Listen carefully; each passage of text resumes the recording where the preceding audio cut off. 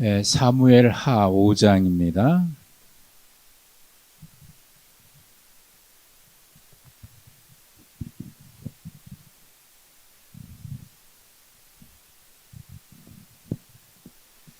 사무엘 하 5장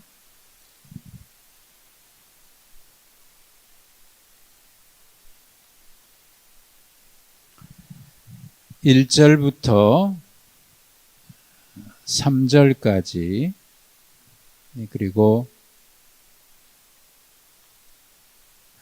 6절부터 12절까지 이렇게 읽겠습니다. 그냥 1절부터 12절까지 그냥 이어서 읽겠습니다. 사무엘하 5장 1절부터 12절까지.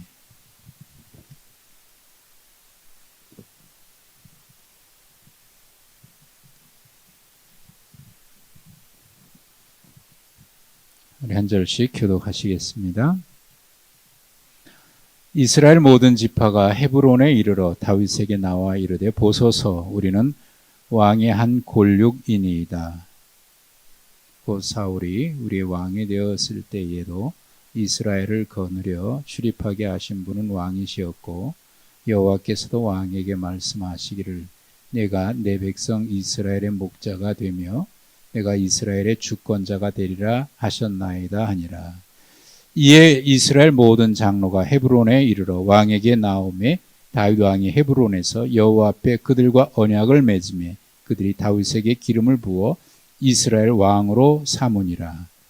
다윗이 나아가 30세의 왕위에 올라 40년 동안 다스렸으되 헤브론에서 7년 6개월 동안 유다를 다스렸고 예루살렘에서 33년 동안 온 이스라엘과 유다를 다스렸더라. 왕과 그의 부하들이 예루살렘으로 가서 그 땅 주민 여부수 사람을 치려하며 그 사람들이 다윗에게 이르되 내가 결코 이리로 들어오지 못하리라. 맹인과 다리 저는 자라도 너를 물리치리라 하니 그들 생각에는 다윗이 이리로 들어오지 못하리라 함이라. 다윗이 시온 산성을 빼앗았으니 이는 다윗성이더라. 그날에 다윗이 이르기를 누구든지 여부수 사람을 치거든 물 긴든 데로 올라가서 다윗의 마음에 미워하는 다리 저는 사람과 맹인을 치라 하였으므로 속담이 되어 이르기를 맹인과 다리 저는 사람은 집에 들어오지 못하리라 하더라. 다윗이 그 산성에 살면서 다윗성이라 이름하고 다윗이 밀로에서부터 안으로 성을 둘러싸으니라.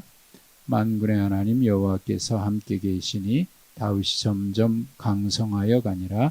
두로왕 히람이 다윗에게 사절들과 백향목과 목수와 석수를 보내매 그들이 다윗을 위하여 집을 지으니 다윗이 여호와께서 자기를 세우사 이스라엘 왕으로 삼으신 것과 그의 백성 이스라엘을 위하여 그 나라를 높이신 것을 알았더라.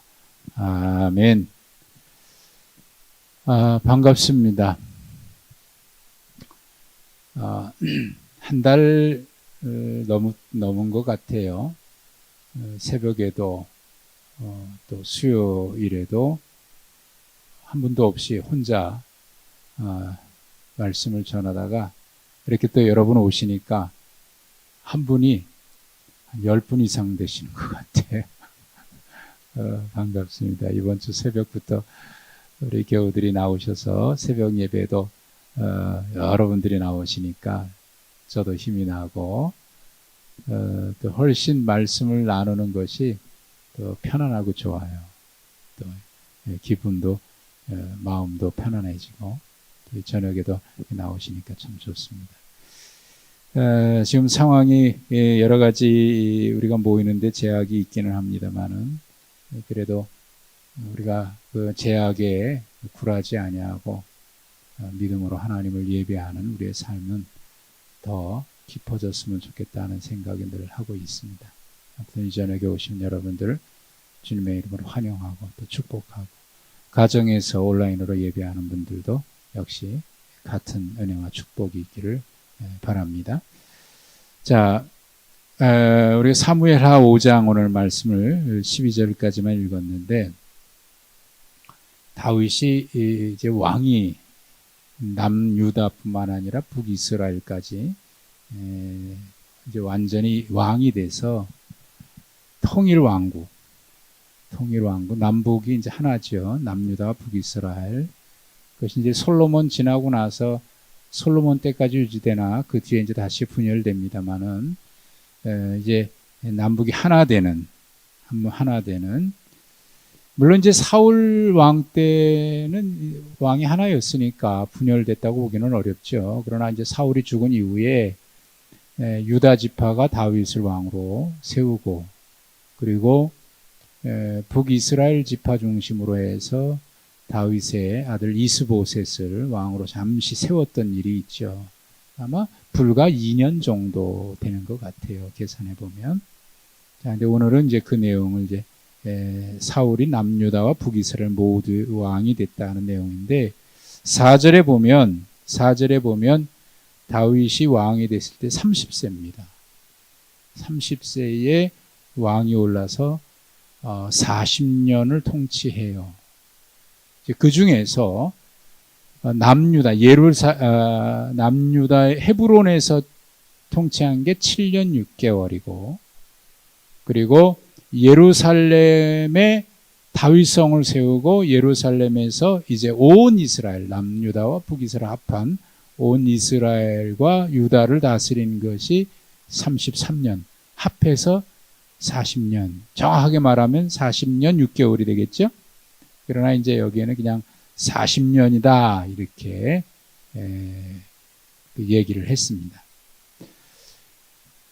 그러고 보면은요, 30세의 왕이 됐으면 다윗이 사무엘 선지자로부터 기름 부은 때로부터 생각하면 정확한 연대는 잘 헤아리기가 어려워요. 성경에 그런 연대를 표현하지 않았기 때문에. 그러나 대략 계산해 보면 약 16년에서 길게로 보면 20년까지도 돼요. 길게 생각해서 20년이면 10살의 기름 부음을 받았다는 거고 짧게 생각해서 16년이라고 해도 14살, 아주 소년 때죠. 소년 때에 사무엘 선지자로부터 기름 부음을 받아요. 사실 뭐 그때 뭘 알겠습니까? 그러나 하나님이 그를 그렇게 택하셨던 거예요. 그리고 나서 16년에서 20년이라고 하는 세월이 지나갔으니까 그 긴 시간 동안 사실은 하나님이 그를 하나님의 마음에 합한 자로 훈련시키신 기간이라고 볼 수 있어요.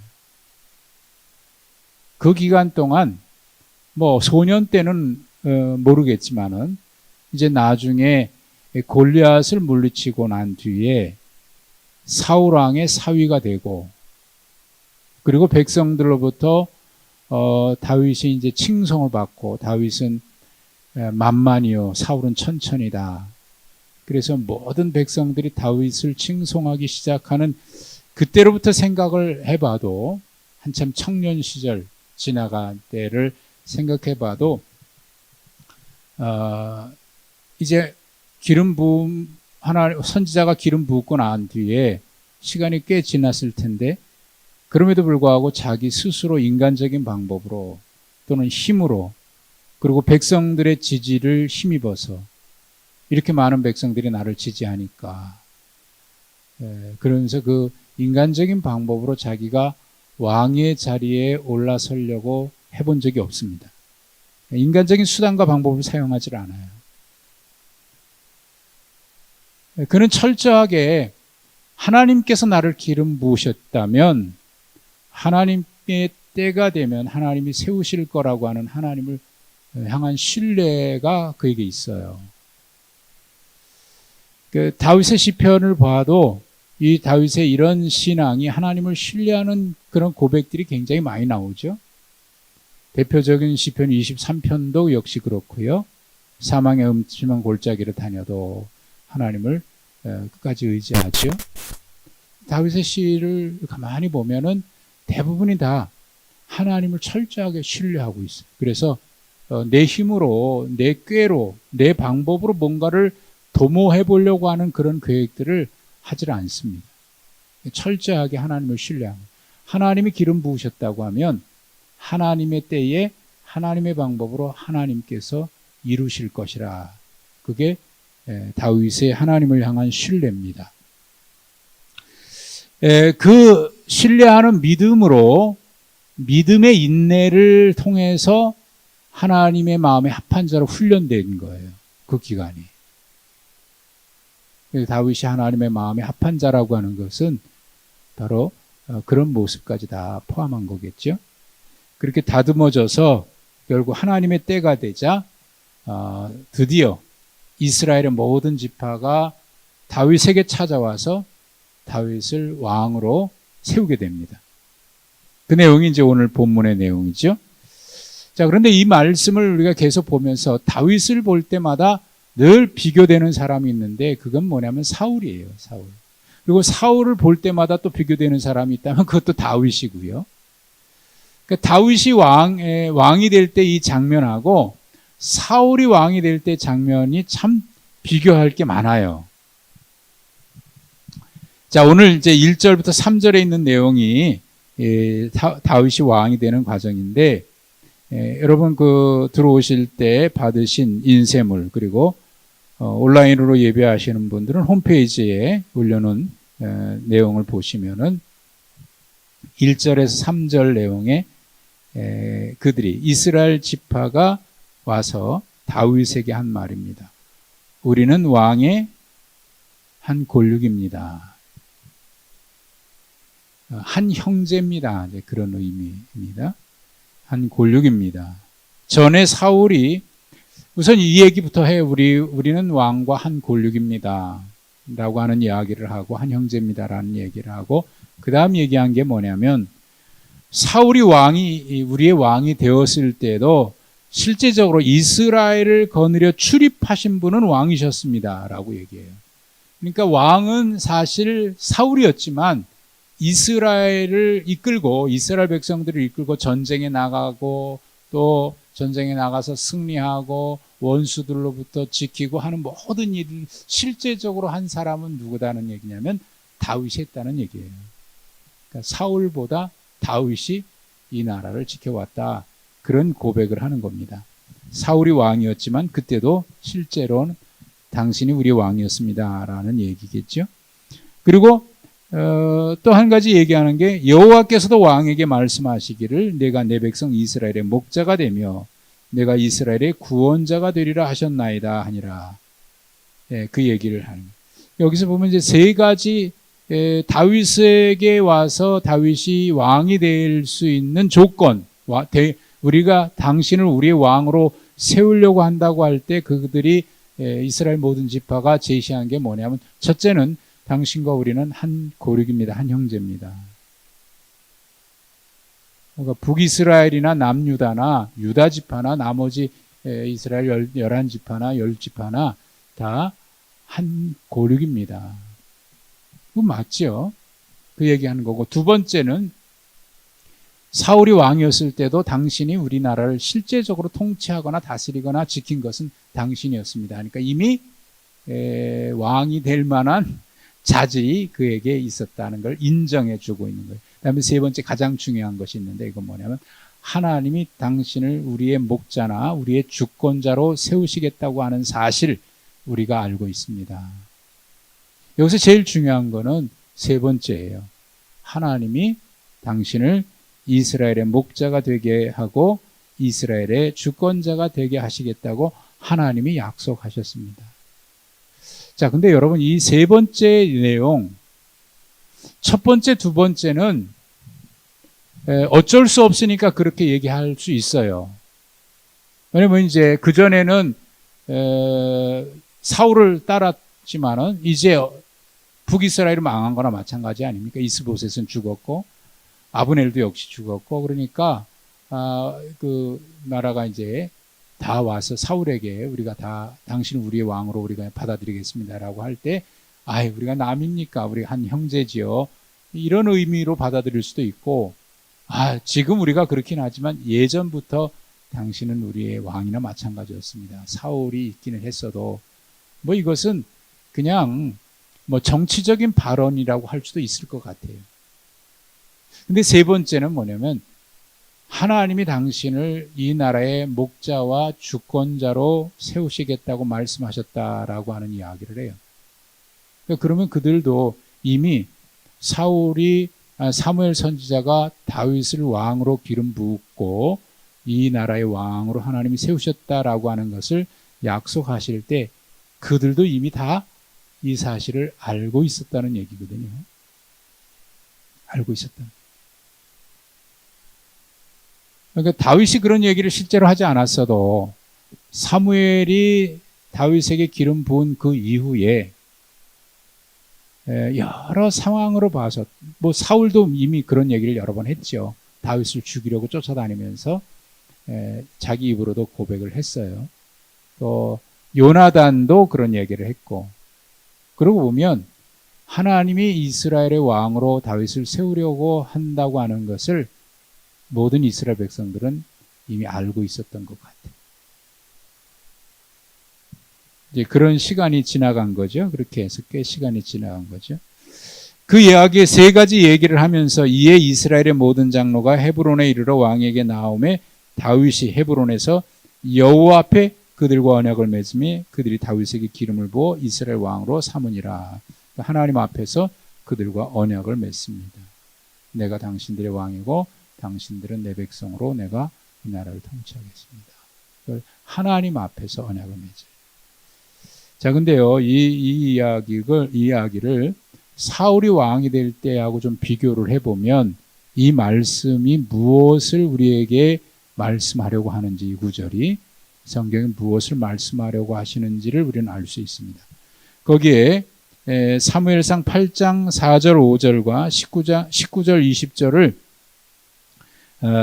유인물에 기록해 드렸는데, 먼저 사무엘상 8장 4절 5절에 보면 이렇습니다. 이스라엘의 모든 장로가 사무엘 선지자에게 나가서 왕을 세워달라고 요청할 때입니다. 라마에 있는 사무엘에게 나아가서 그에게 이르되 보소서, 당신은 늙고 당신의 아들들은 당신의 행위를 따르지 아니하니 모든 나라와 같이 우리에게 왕을 세워 우리를 다스리게 하소서. 사무엘 선지자에게 요청한 내용이고요.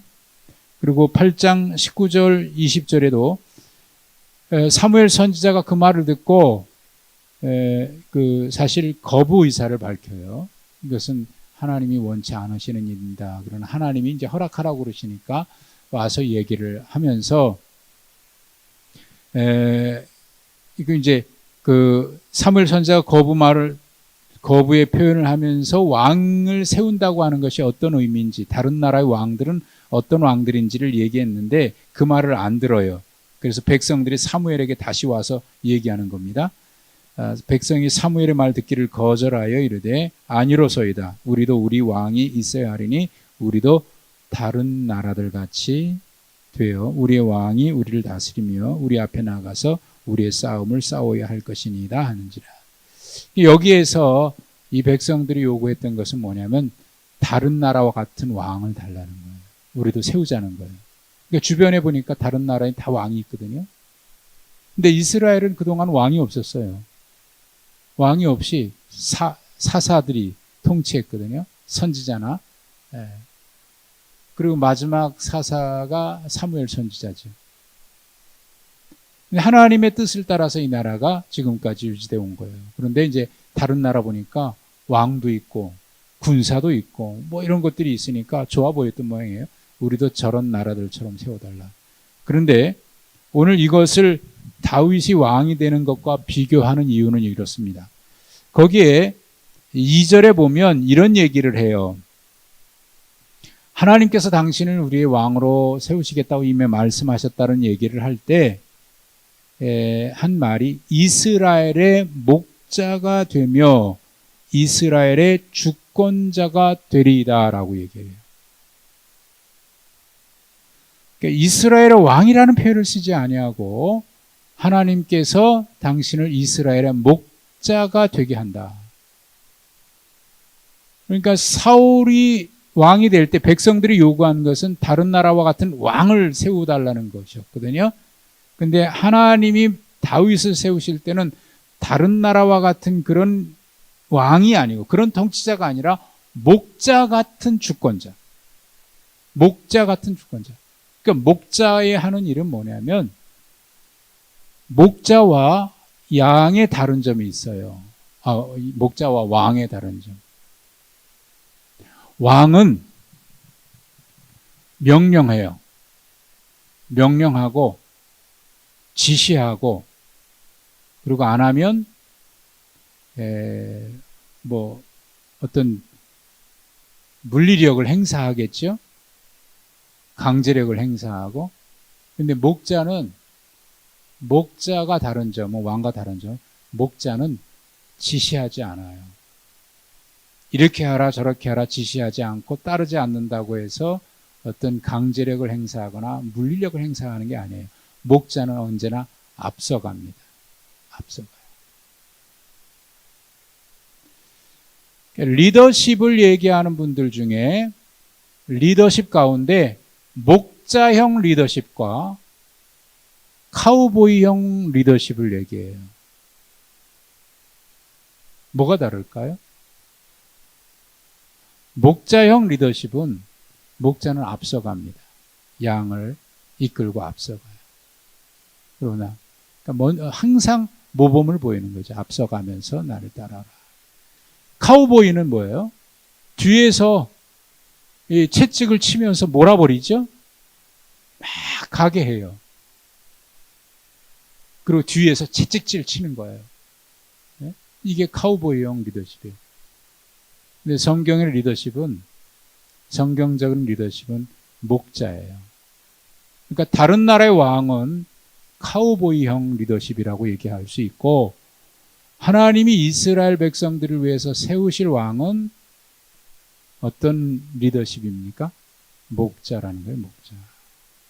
목자의 가장 모범이 되시는 분은 예수님이셨죠. 이 세상에 오셔서. 기독교의 리더십은요,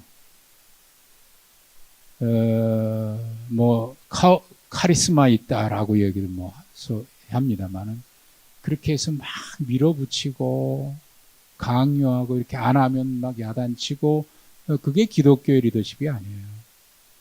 기독교의 리더십은 언제나 그저 말 없이 앞서가면 따라올 수 있도록 본을 보이고. 그러니까 예수님은 온유하셨잖아요. 온유하신 분. 큰 소리 내지 않으시는 분. 예수님은 양처럼, 도살장에 끌려가는 양처럼 그렇게 사셨다고 얘기하죠. 그러니까 이것이 다윗과 사울의 차이점이에요. 그러니까 백성들이 요구했던 다른 나라와 같은 왕인 사울은 결국 실패하고 말았어요. 그래서 하나님이 다시 세우신 왕인데 그는 다윗이죠. 그를 세우실 때 하나님이 말씀하신 것은 너는 목자와 같은 이스라엘의 주권자다. 목자와 같은 주권자다. 다윗은 이거 너무 잘 알아요. 왜? 자기가 양을 쳐봤거든요. 목동이었잖아요. 그걸 잘 아는 거죠. 아하, 목자 같은 리더십이 어떤 것이다. 자, 이것이 사울왕과 다윗을 비교하면서 이 말씀이 우리에게 주시는 것, 그것이 무엇인지를 우리가 생각해 볼 수 있는 것이었습니다. 그 다음에 두 번째 가지고 계신 그 유인물에 보면, 이렇게 해서 다윗이 왕이 된 다음에 제일 먼저 한 일이 있는데, 그건 뭐냐면, 예루살렘의 여부수족을 쳐부수고 거기에 성을, 예루살렘을 점령해서 거기에 다윗 성을 세웁니다. 그리고 그것이 이제 통일 남북 유다, 여기가 지리적으로 어디냐면 남쪽 유다 지파와 나머지 북이스라엘 지파의 중간 경계쯤이에요, 경계. 근데 거기에 그동안 여부수족이 살았던 거예요. 그것을 이제 점령하고 다윗성을 거기에 세우게 되는데, 예루살렘은 가나안 땅에 이스라엘 백성들이 여호수아 때 가나안 땅에 정착했을 때도 이 예루살렘의 옛 이름이 여부스입니다. 그 여부스를 점령하지 못했어요. 그래서 여부스 족속들은 거기 사사시대 때도 여기를 점령하지 못해요. 이 예루살렘이 난공불락의 천혜의 요새거든요. 북쪽은 약간 산악지대고 동서남쪽은 계곡이에요. 이스라엘 혹 갈 기회가 되시면은 그 예루살렘, 지금의 예루살렘 가서 보셔도 그 밑에는 이제 골짜기거든요. 골짜기.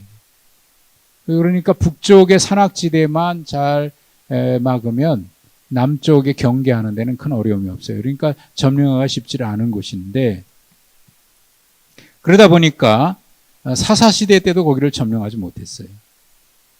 근데 그 처인의 요새를 다윗이 군사를 이끌고 쳐들어가는 겁니다. 그랬더니 거기 여부스 족속들이 하는 말이 6절에 보십시오. 또 여러분에게 나눠드린 유인물 보시면 그들이 무슨 얘기를 하냐면 맹인과 다리 저는 자라도 저를 물리치리라. 왜 이런 말을 했냐면 그들의 생각에는 다윗이 이리로 들어오지 못하리라. 여부스, 그러니까 옛 이름이죠. 그 예루살렘은 누가 쳐들어와도 사실 점령하기가 쉽지 않으니까 야야 걱정하지 마야. 겨도 결코 다윗이 이 성 점령하지 못할 거야. 이렇게 무시를 한 거예요. 무시를 한 거고, 그러니까 이제 한쪽은 다윗을 무시한 거이기도 하지만 한쪽은 그만큼 우리 이 성은 절대로 누구도 쳐들어올 수 없다. 그렇게 자신만만했던 거죠. 자기로 볼 땐 자신만만한 것이고 다윗에게는 무시하는 말이고 멸시하는 말이에요. 야, 네가 해봐도 야, 뭐 우리가 다 안 지켜도 여기 다리 저는 사람들 이게 좀 장애가 있는 거 아닙니까? 다 앞을 보지 못하는 장애가 있는 분들이죠. 이 사람들이 나가서 싸워도 너까지 거야. 뭐 아무리 쳐들어와도 우리가 이긴다. 이렇게 자신만만했던 거예요. 그래서 이제 다윗을 멸시하는 말로 이렇게 한 겁니다. 그런데 다윗이 그 성을 점령하죠. 어떤 방법으로 점령했냐면 8절에 보니까 이렇게 얘기해요. 물 깃는 대로 올라가라. 물 깃는 대로 올라가라. 그 예루살렘의 성이 이제 높다 보니까 예루살렘 그 지역은 산악지대다 보니까 물이 귀해요. 그래서 물을 어디서 끌어왔냐면 예루살렘 성 밖에 기혼샘이 있습니다. 이것이 이제 신약 시대로 오면 실로암 연못이에요. 실로암 연못. 거기서 물을 길어서 그것이 성 안으로 끌어가는 그게 이제 히스기야 왕 때 그 수로를 파거든요. 근데 이제 제대로 된 수도를 그때 판 거고 그 이전에도 이게 수로가 있어서 그리로 물을 길어 날랐던 겁니다. 성 밖에서 물을 끌어온 거죠. 그리로 쳐들어간 거예요. 그러니까 거기는 사실 그렇게 그리로 들어올 거라고 생각은 못했던 거죠. 그래서 결국 여부스를 점령해요, 다윗이. 그리고 거기에 이것의 의미가 있어요. 다윗이 여부스 성을 예루살렘을 점령한 거기다가 이제 수도를 정한 이유가 뭘까? 왜 그랬을까? 거기에 의미가 있는데 우선 거기에 제가 기록해 놓은 대로 내용을 보면 약속의 땅인 가나안의 정착을 완수하였음을 의미한다. 이 얘기는 뭐냐면 가나안 땅에 약속의 땅에 하나님이 약속하신 땅에 들어온 거잖아요. 근데 아직까지 완전히 점령하지 못했어요. 이 여부스를 점령하지 못했어요. 그러니까 미완의 지금 가나안 땅 점령은 미완성된 거예요. 그것을 완전히 이루은 거예요. 약속을 완전히 이룬 거예요. 약속의 땅에 들어온 것을. 동시에 이 지역은 지역적으로 보면 남유다나 북이스라엘의 정치 중립적인 위치입니다. 어느 쪽에도 속하지 않은 중간에 경계 지역에 속해 있어요. 그리고 그곳에 그동안 여부스 족속이 살았던 거죠. 거기에 중간에 그러니까 어느 쪽에도 치우치지 않은 거예요. 남유다 쪽에도 치우치지 아니하고 북이스라엘 쪽에도 치우치지 아니하고 다윗은 진정한 남과 북의 모든 백성들의 왕이다라고 하는 그런 의미로 그런 의미를 부여하고 그곳에 수도를 세웁니다. 그리고 더 거슬러 올라가면 이 땅은요, 아브라함이 창세기 14장에 보시면 아브라함의 조카 롯이 그 지역에 있는 4개 연합국의 공격을 받아서 소돔과 고모라 성이 이제 그 백성들이 다 사로잡혀 가요. 물건 다 빼앗기고. 그걸 듣고 아브라함이 공격해 들어가서 조카 롯을 구출해 오지 않습니까?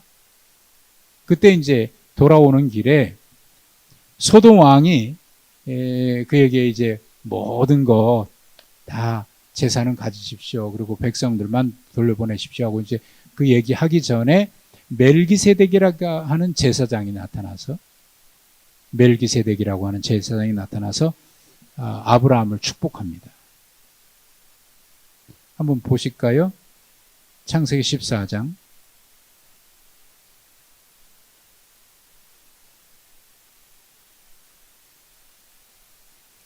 14장 18절입니다.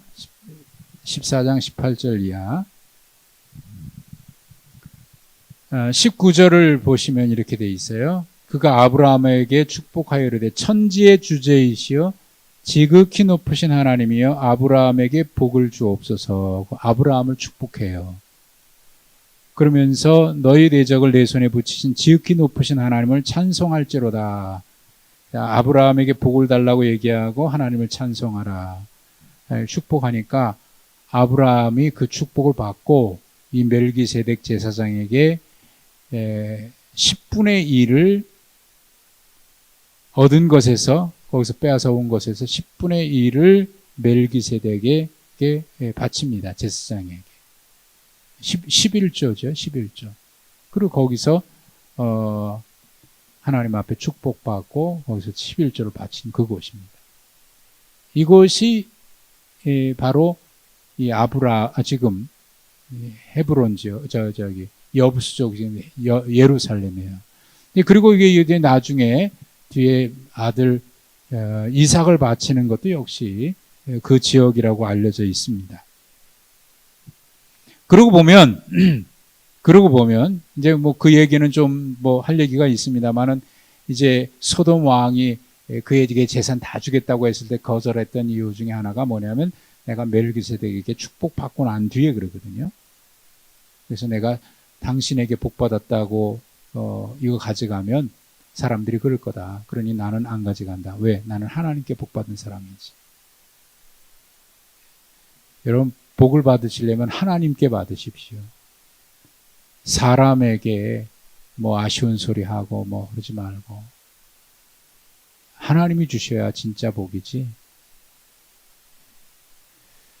그러니까 그 말을 듣고 내가 네 재산 받으면 너의 말이 내가 저에게 복을 주어서 저렇게 된 거야. 그런 소리 듣고 싶지 않아서 나는 네가 주는 건 하나도 안 가져가겠다. 그러고 하나님께 복 받은 사람이니까 그리고 거절해요. 아무튼 그곳이 이제 이 여부수 이곳이고 예루살렘이 되는 겁니다. 그러니까 어떤 의미가 있습니까? 이곳이 예배와 신앙의 중심지가 되죠. 그래서 우선 정치적으로 중립적인 위치에 있고요. 그다음에 가나안 땅을 점령한 것이 완성이 된 거고요. 그리고 그곳이 이제 예배와 신앙의 중심지가 되는 거죠. 그런 의미에서 그 여부수 그곳을 점령하고 예루살렘을 점령하고 그곳에 다윗성이라고 얘기한 것입니다. 그것은 아브라함에게 약속하신 약속의 성취이고 동시에 사울 왕은 실패했지만 이제 하나님의 나라를 새롭게 시작한다고 하는 의미에서 다윗성을 그곳에 세운 거예요. 여기는 굉장한 의미를 다윗이 그런 신앙적인 의미, 신앙 고백적인 의미로 그곳에 다윗성을 세운 거예요. 여러분 우리의 그 고백이 굉장히 그래서 중요해요. 그것이 중요했던 이유는 단순히 정치적인 그런 계산 때문에 그런 게 아니에요. 그가 그런 고백을 가지고 이 나라는 어떤 나라가 될 것이다. 하나님께서 그런 목자와 같은 왕으로 세우신다고 했으니까 그것도 생각을 한 거겠죠. 자, 그런 의미를 가지고 있는 거죠. 그래서 처음 시작을 그 일을 시작한 겁니다. 이 나라가 어떤 나라가 될 것이라고 하는 것을 선언한 겁니다. 이 나라가 어떤 나라가 될 것이라고 하는 것을 선언한 겁니다. 그러니까 우리나라가 국회, 재헌국회가 처음 시작할 때 국회 개원식에서 참 역사적인 기록이에요. 그때 이윤영 씨라고 국회의원인데 그분이 목사님이었거든요.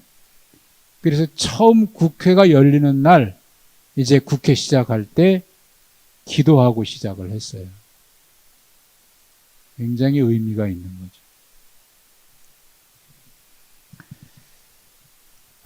하여튼 이런 과정을 쭉 이야기하면서 성경은 오늘 본문에서 이런 과정을 한마디로 뭐라고 이렇게 선포했냐면 다윗과 함께 하신 하나님의 은혜의 결과입니다 라는 것을 선포한 거예요. 거기 이제 오타가 나왔는데 다윗과 함께 하심의 하나님의 은혜의 결과임을 선포한다.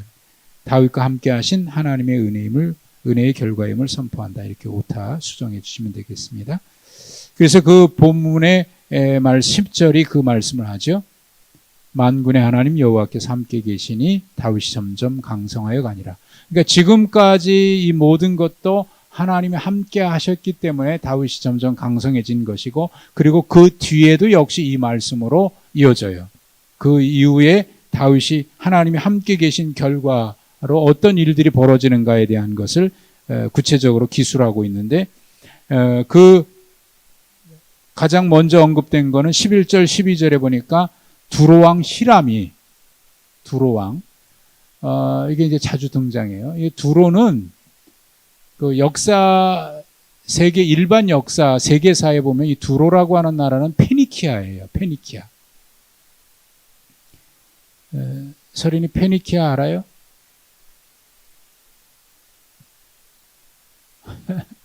페니키아라고 하는 족속이 해상무역이 굉장히 뛰어난 나라입니다. 그러니까 그 당시 다윗 당시만 해도 그 이전에도 그 지중해의 모든 해상무역을 누가 다 하냐면 이 페니키아 사람들이에요. 두로.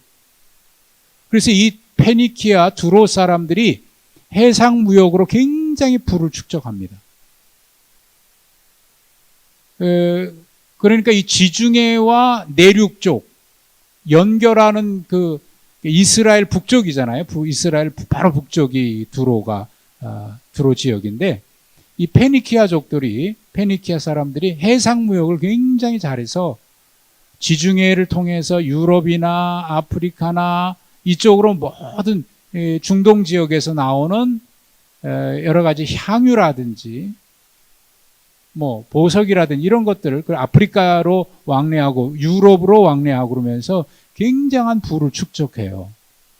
그러니까 동쪽으로 가면 점점 가면 이제 바벨론 지역이잖아요. 바벨론 지역, 메소포타미아 지역인데 거기서 나는 것도 배를 타고 어디로 보내려고 하면 이 지역으로 다 가는 거예요. 그러니까 굉장히 해상무역으로 돈을 많이 버는 나라가 이 두로입니다. 그러니까 굉장히 그 당시로 보면 강한 나라예요. 부를 축적한 나라고. 거기 왕이 히람인데, 그 왕이 다윗이 왕이 된 것을 축하하기 위해서 사절단을 보내는데 거기에 백향목을 보냅니다. 이 백향목은 그 당시 애굽이나 메소포타미아의 강대국들까지 이 레바논, 이게 이제 그 지역이 레바논 지역인데 그 백향목을 구하러 거기까지 올 정도로 이 지역의 레바논이 백향목, 삼나무과에 속하는 건데 이 백향목을 굉장히 귀하게 봅니다. 그래서 나중에 성전 지을 때, 또 다윗의 왕궁을 지을 때, 솔로몬 왕궁을 지을 때 이 백향목으로 많이 지어요. 시편에 보면 레바논의 백향목 같이 자녀들이 번성한다. 그런 축복에 대한 묘사가 있죠. 이게 레바논의 백향목이라고 하는데 그것을 보내고 목수와 석수를 보냅니다. 그리고 다윗을 위해서 집을 지어주죠. 다윗성입니다. 그것을 보고 다윗이 12절에 이렇게 그 모든 일들을 보고 다윗이 이렇게 고백을 했습니다. 12절 우리 한번 죄송합니다. 같이 한번 읽어보실까요? 12절 시작. 다윗이 여호와께서 자기를 세우사 이스라엘 왕으로 삼으신 것과 그의 백성 이스라엘을 위하여 그 나라를 높이신 것을 알았더라. 이게 중요해요. 다윗이 그걸 알았다는 거예요. 어떻게 알았다는 거예요? 하나님께서 자기를 세우셔서 이스라엘의 왕으로 삼으셨다는 것을 알았다는 거예요. 이것을 보고 정말 하나님이 나를 세우신 거구나. 지금까지 자기 능력이나 이런 것으로 왕이 되려고 해본 적이 없다고 말씀드렸죠. 정말 하나님께서 이렇게 해주셨구나라고 하는 것을 인정했다 그 말입니다. 여기 알았다라고 하는 말은 그렇게 인정하고 받아들였다는 거예요. 또 하나 인정하고 받아들였던 건 뭐냐면 그의 백성 이스라엘을 위하여 이 나라를 높이셨다. 이거 매우 중요한 말입니다. 나를 위하여가 아니고 이 백성, 그의 백성이 누구예요? 하나님의 백성이에요. 하나님의 백성 이스라엘을 위해서 하나님이 나를 왕으로 세우고 이 나라를 높이셨다라고 하는 것을 알았다는 거예요. 이게 사울하고 결정적으로 다른 거고 이웃의 나라 왕들하고 결정적으로 다른 겁니다. 다른 나라 왕은 백성들은 왕을 위해서 존재해요. 백성들은 왕을 위해서 존재해요. 그러나 여기에 있는 이스라엘의 왕은 아까도 2절에 얘기했는 것처럼 이스라엘은 목자가 되는 주권자라 그랬거든요. 그러니까 목자는 누구를 위해서 존재하는 거냐면 양을 위해서 존재하잖아요. 양이 목자를 위해서 존재하는 게 아니고 이게 이스라엘이 요구하는 하나님이 요구하시는 지도자의 리더십입니다. 그러니까 하나님이 이렇게 해서 나를 왕으로 세우신 것은 그의 백성, 하나님의 백성 이스라엘을 위해서 그 나라를 높이셨다라고 하는 것을 알았다, 인정했다, 받아들이고 인정했다. 그러니까 다윗이 사울하고 결정적으로 다르죠. 사울은 자기가 왕이 된 게 중요해요. 내가 왕인 게 중요해요. 그런데 다윗은 내가 왕인 것보다 더 중요한 게 있어요. 하나님이 무엇을 원하시는가? 하나님이 무엇을 원하시는가? 우리 신앙에 있어서 매우 중요하죠. 언제나 해야 될 질문이 이겁니다. 하나님이 하실까 못하실까가 문제 중요한 게 아니에요. 하나님은 하시죠. 전능하신 하나님이고 능치 못함이 없는 분이니까 하나님은 하셔요. 그러나 하나님은 하실 수 있는 능력이 있지만 과연 하나님이 그걸 하기를 원하시는가 하는 질문이에요. 하나님이 원치 않으시는 일을 하나님이 하실까요? 하나님의 뜻에 어긋난 일을 내가 원한다고 하나님이 해주실까요? 그러면 하나님이실 수 없죠. 내게 필요한 존재가 돼버리지 하나님이. 그러니까 이거 굉장히 여기 12절에 있는 이 말씀은 다윗이 내가 왕이지만 내가 누구인가에 대한 자기 인식인 겁니다. 내가 왜 왕이 됐나? 무엇을 위해서 왕이 됐나? 하나님은 나를 무엇을 위해서 왕으로 세우셨나? 그의 백성을 위해서. 하나님의 나라를 위해서. 하나님의 영광을 위해서. 이거는 그리스도인들의 삶의 기준이기도 하고 가치관이기도 하죠. 그럴 때 하나님이 전에도 제가 소개했습니다만 요한복음에 그렇게 분명히 말씀하고 있죠. 하나님께서 누구를 통해서 영광을 받으셨다면 하나님이 그에게도 영광을 주시리라. 자, 12절이 그렇고요. 그리고 그 이후에 구체적인 결과 다윗이 깨달은 바는 그것이고요. 그리고 다윗이 그 나라를 다스림에 있어서 하나님의 뜻을 가장 중요하게 여겼음을 보여주고 있는 구절이 오늘 본문에 계속해서 나오는데 이것은 지난주부터 다윗이 왕이 되어가는 과정에서 사무엘 하에부터 계속적으로 나오는 그런 말이었어요. 그게 12절에 나온 19절에 다윗이 여호와께 여쭈어 이르되, 또 23절에도 다윗이 여호와께 여쭈니, 그리고 25절에 다윗이 여호와의 명령대로 행하여. 이것은 단지 이 전쟁에 나갈, 블레셋과의 전쟁에 대한 기록인데, 이 전쟁에 나갈 거냐 말 거냐라고 하는 것에 대한 이야기가 아니고 다윗이 이 나라를 통치함에 있어서 모든 것을 얘기하는 겁니다. 그가 통치함에 있어서 중요한 것은 왜 하나님이 나를 이 나라의 왕으로 임금으로 세우셨는가에 대한 그 분명한 자기 인식이 있었으니까, 그래서 12절에 알았더라라고 하는 이 단어가 매우 중요한 거예요. 다윗이 그렇게 알았다는 거예요. 남들은 그렇게 인정하지 않아도 나는 그렇게 인정해야 되는 거예요. 세상의 다른 나라는 그렇게 인정하지 않아도 하나님의 백성인 우리는 그렇게 인정해야 되는 게 있어요. 신앙생활 하지 않는 사람은 그렇게 인정하지 않아도 하나님을 믿는 우리가 인정해야 되는 것이 분명히 있습니다. 그건 뭐예요? 하나님이 우리를 구원하셨고 하나님의 뜻을 위해서 우리를 부르셨고 이런 것들, 그리고 우리는 하나님의 자녀고 모든 합력해서 하늘 선을 이루신다고 하는 이런 고백들도 역시 마찬가지고요. 남들은 그렇게 인정하지 않고 어쩌다가 보니까 운이 좋아가지고 운이 좋아서 된 거겠지라고 얘기할 수 있어요. 그러나 그거는 잘못됐다고 얘기할 수 없어요. 왜? 그들은 그렇게 얘기하는 게 맞을 거예요. 그러나 우리는 그렇게 얘기하지 않아야 돼요. 우리는 이걸 인정해야 됩니다. 그건 하나님의 은혜입니다.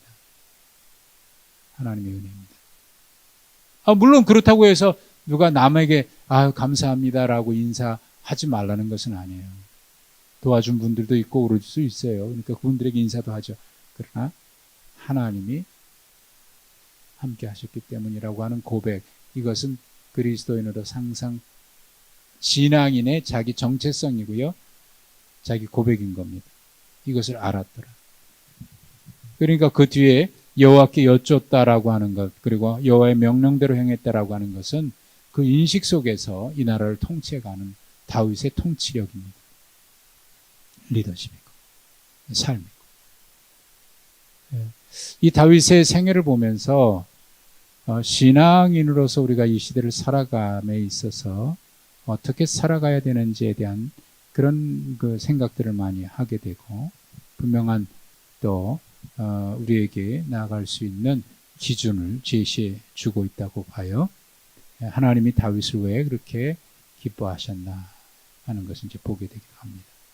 자, 오늘 이 말씀을 통해서 하나님께서 함께 계셔서 다윗의 나라가 이렇게 세워졌다라고 하는 것은 결국 다윗을 세워진 게 아니고 하나님의 영광을 위해서 살았던, 하나님의 뜻에 순종하며 살았던 다윗을 하나님께서 세워주신 건데, 사무엘 상하 전체에 흐르고 있는 주제와 같은 성경 구절을 제가 기회 있을 때마다 말씀드렸는데, 사무엘상 2장 30절, 사무엘상 2장 30절이죠. 하나님을 존귀히 여기는 자를 하나님이 존중히 여기시고 멸시하는 자를 하나님이 또한 경멸하리라. 하나님을 존중히 여기는 자를 하나님이 그도 역시 존중히 여기셔요. 이것이 사무엘상 전체에 흐르는 전체의 주제와 같은 그런 말씀입니다. 하나님을 존중히 여겼던 다윗은 하나님이 그를 세우시죠. 근데 하나님을 멸시했던 사울은 결국 망하고 말죠. 이게 전체 주제의 요절과 같은 말씀입니다. 다윗이 하나님과 함께 계셔서 강성해졌다. 여러분, 이게 복입니다. 하나님과 함께 계시면 그렇게 됩니다. 그런 복, 우리 모두 다 그런 복을 누릴 수 있기를 주님의 이름으로 축복합니다. 하나님 감사합니다. 오늘 다윗의 생애를 보면서 하나님께서 그를 어떻게 세우셨는지, 다윗은 하나님을 어떻게 신뢰했는지, 그리고 하나님이 다윗을 세우신 목적이 무엇인지, 이유가 무엇인지 그것을 분명히 깨달았고, 또 그렇게 다윗이 살아감으로 하나님 우리를 세우신 것도 또한 보았습니다. 하나님, 우리도 그런 길을 걸어갈 수 있게 하시고, 하나님 우리를 구원하시고 우리를 부르신 하나님의 목적이 무엇인지, 나의 존재 이유와 내 삶의 목적이 하나님께 있는지, 아니면 세상 사람들처럼 자격이 있는지 분명히 깨달아서 하나님의 뜻에 합당한 그런 우리 모두가 되게 하여 주시옵소서. 예수님의 이름으로 기도하옵나이다. 아멘.